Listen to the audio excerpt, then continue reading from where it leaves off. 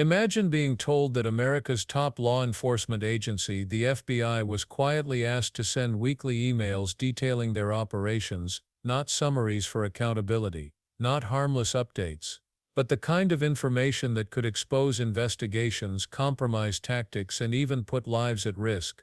Now imagine hearing the FBI director himself admit that this directive came from the Department of Justice. Suddenly what looked like routine oversight turned into a chilling glimpse of miscommunication, or something far worse, between two of the most powerful institutions in the country. Who sent NCMEC, and we've committed to allowing our FBI employees to remain there no matter what. We will find a way to fill that mission set, even if, even under the most austere of budget cuts, because what they do is exceptional. If people don't know, they need to go there and see it. It's right in Arlington, Virginia. They find missing children from 5, 10, 15, 20, 30 years ago, and they provide treatment to those that have been abused. Okay. And so you have my commitment, sir, that we'll do it.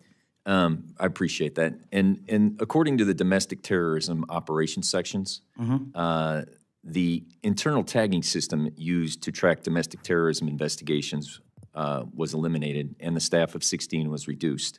Can you tell me that future and where you hold that program? Sir, if I may, can I get back to you on that in writing, because I'm not familiar with that off my Okay. head. Then in your written testimony, you had talked about cybersecurity. I'm going to tie two things together. The FBI agents, are they still currently, at the end of every week, emailing the 5 things that they've accomplished? I'm glad you raised that point, sir. We never did that. Okay. I stopped The that. FBI agents were never asked to put in their goals in which they accomplished? The, The reason why I say that is because I had a specific conversation at a retirement party of a chief from an agent who expressed to me that after he had chased a car down 8094 who had stabbed a family member, and he left his home and was able to prevent that individual from killing someone else because it was cross state lines, that he had to go back, and then that next day was told he had to fill out his emails of what he accomplished. that email was sent across government agencies. So it was sent to the FBI. It was sent to. So you just said it was never sent to the FBI. So was it or was it not? It was sent to the FBI. I, as the director of the FBI, said we are not. Who sent it? We are not responding to it. It came from a general account at the department. Okay, so then my next question is, that information that my FBI agent in my district sent to that agency, how is that information protected? I'm sorry, are you saying the agent responded to that email? Are you saying they did not? I told the workforce not to. But you just told me that they received the email. We did. So without this, let's just assume that they did. Where did that information go and how is it protected? That information would have only been sent to their immediate supervisor, and every supervisor in the Bureau was told if they received any such information, it is not to be actioned in any way. So what happened with that information with the supervisors? I don't know. I'll have to get back to you on that, if any was collected, but if it was, So you said that the FBI, that a different agency sent that email. What was that agency? it came from the Department of Justice. Okay. And those emails never went back to the Department of Justice who requested it? No, sir. Okay. And you're 100% confident of that? Yes, sir. Okay. The information that the supervisors had from those agents, where did that go? That should not have been transmitted anywhere. We got on top of it fast enough where I believe, and I'll Because you double thought check. it was wrong? I thought the. Why did you prevent it? Because the operational mandate that we have at the Bureau, in my opinion, prohibited the public disclosure of that information across our media. So to be perfectly clear, the Department of Justice got it wrong. I'm not speaking for the Department of Justice, as But you I are said. saying that that directive was in complete conflict of what your procedures and processes are. My procedures and processes are under the Department of Justice. I'm saying as a subordinate of the Department of Justice, that's where the email came from. I don't know where it came from on top of them. But your directive was to make sure that the Department of Justice did not get the FBI information, That no one got it. except the supervisors. Why would they If- request it if they would never get it? Well, the supervisors were told to stand down. What I'm trying to say is, when that email came in, we acted as fast as we could, I think the same day, to say we are not in a position to do that. Everybody hit pause till we figure out what to do. And the end result was, we at the FBI are not complying with that request to publicly do so. And we told agents that if you feel the need to express that information to your supervisors, only do so on the classified system. Okay. Sent that email? Why was it sent? And what really happened to the information agents may have already shared? Today we break down a tense congressional hearing where one simple question cut through the noise and left the FBI scrambling for answers. At first, the hearing felt routine. Congressman Frank Van was ticking through a list of issues that sounded familiar: funding for local drug task forces, support for missing children's programs, cybersecurity concerns, and resources to track domestic terrorism. These are the kinds of questions that often pass quietly in hearings, important for communities but rarely the kind of thing that makes national headlines. It was the kind of exchange that feels predictable, almost procedural. But then, without warning, the conversation shifted. Instead of broad policy questions, Mr. Van drilled into something far more specific and far more unsettling. He brought up reports that FBI agents had been told to send weekly emails outlining what they had accomplished. On the surface, it might sound like routine paperwork, the kind of thing any boss might ask for.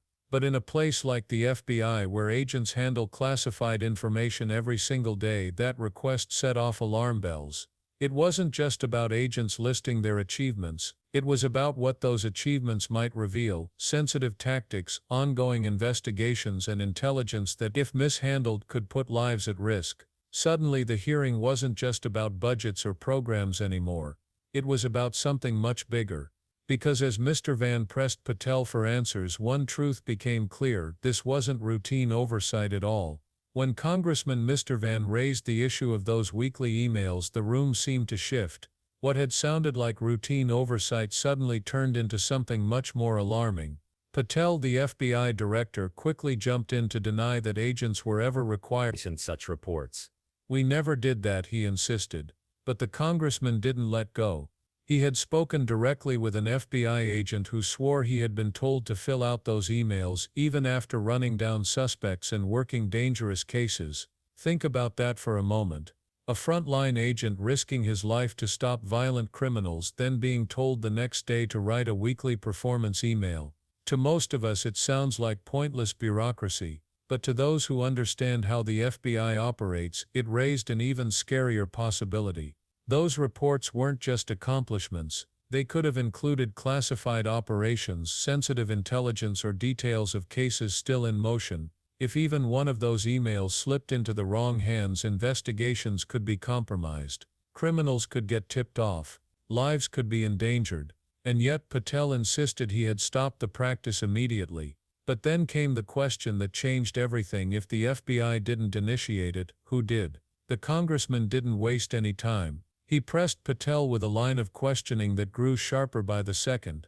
Was the email ever sent to the FBI? Patel hesitated. First he claimed it wasn't. Then under pressure he admitted yes it was. The revelation stunned the room. If it wasn't generated inside the bureau, then where did it come from? Patel's answer landed like a bomb: the Department of Justice. That single admission changed the entire tone of the hearing. Because if the DOJ, the FBI's parent agency, was behind this directive, the implications were massive. Was it a simple mistake, a case of poor communication between agencies? Or was it something more deliberate, an attempt to funnel sensitive FBI operations into channels they were never meant to go? And here's the chilling part. Inside organizations as powerful as the FBI, when an email directive arrives with the DOJ's authority stamped on it, agents don't stop to question its legitimacy. They follow orders. Some may have already complied before Patel's stand-down directive ever reached them. So now the questions multiply. What information was shared? Where did it go? Who had access to it? And most importantly, why would the DOJ ask for it in the first place? This is where the hearing turned from unsettling to downright disturbing. Because inside massive institutions like the FBI, the lines of authority are crystal clear, at least they're supposed to be. If an email looks official, agents don't pause to play detective. They follow the chain of command. That's what makes this situation so dangerous. Even if Patel ordered his workforce to stand down, what about the agents who had already hit send? Once sensitive details leave an inbox, there's no pulling them back. Were tactical operations revealed? Were classified investigations exposed? Nobody in that room could answer with certainty. And that's the real problem: uncertainty. Think about it. These are men and women trained to stop terrorists, intercept drug cartels, and track cyber criminals. If even a fraction of their reports leaked outside the Bureau, it could jeopardize national security. And yet Patel admitted he couldn't say for sure where the data went or if it was ever collected. That gray zone between "we stopped it in time" and "maybe it already slipped through" is exactly what erodes trust.